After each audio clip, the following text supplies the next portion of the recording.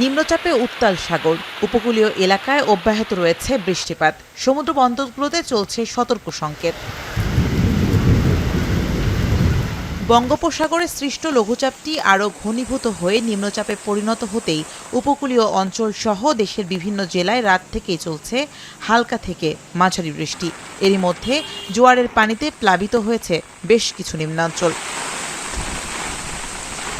রাত থেকে ঝুম বৃষ্টি অব্যাহত রয়েছে নোয়াখালীতে। বেড়িবাঁধ না থাকায় সহজেই জোয়ারের পানি ঢুকে প্লাবিত হয়েছে নিঝুম দ্বীপ সহ নিম্নাঞ্চল। পানি ঢুকে পড়েছে বাড়িঘরে। প্রায় ৭ কিলোমিটার এলাকায় ঝুঁকিপূর্ণ বেড়িবাঁধে আতঙ্কে নদী তীরবর্তী বাসিন্দারা। এছাড়াও সারা দেশের সঙ্গে বন্ধ রয়েছে হাতিয়ার নৌযোগাযোগ। সকাল থেকে বরগুনায়ও বৈরী আবহাওয়া বিরাজ করছে। ঝড়ো হাওয়ার সঙ্গে অব্যাহত রয়েছে ভারী বৃষ্টিপাত। এতে প্লাবিত হয়েছে বরগুনা সদরের খামারবাড়ি সড়ক, চরকলোনির নিম্নাঞ্চল ও বড়ইতলা ফেরিঘাটের পল্টন। এছাড়া জেলার ৮০৫ কিলোমিটার বেড়িবাঁধের বেশ কয়েকটি পয়েন্টে ভাঙন বাড়ায় আতঙ্কে এই জনপদের মানুষ। একটানা বৃষ্টিতে সাতক্ষীরায় বিভিন্ন নদ নদীর পানি স্বাভাবিকের তুলনায় বেড়েছে ৪ থেকে ৫ ফুট। উপকূলীয় এলাকায় বেশ কয়েকটি পয়েন্টে ঝুঁকিপূর্ণ বেড়িবাঁধ নিয়ে আতঙ্ক বাড়ছে। কালকে সন্ধ্যা হতে তো ভারী বৃষ্টি চলতেছে, আমাদের সমস্যা, আমাদের ঘরবাড়ি তলাই গেছে। তাই পানি যদি বেশি বৃদ্ধি হয় তাহলে তো আমার বেড়িবাঁধ থাকবে না, বেড়িবাঁধ ভেঙে যাবে। ঝড়ো হাওয়া ও বৃষ্টিতে কক্সবাজারেও উত্তাল সাগর।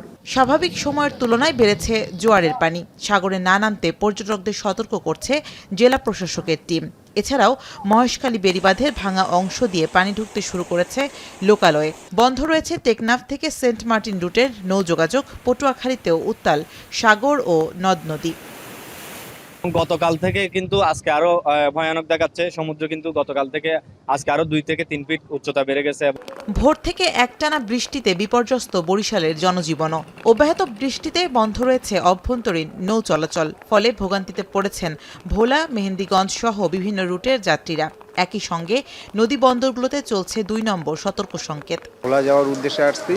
আমার ভোলা যাওয়া একটু অফিসিয়াল কাজে জরুরি।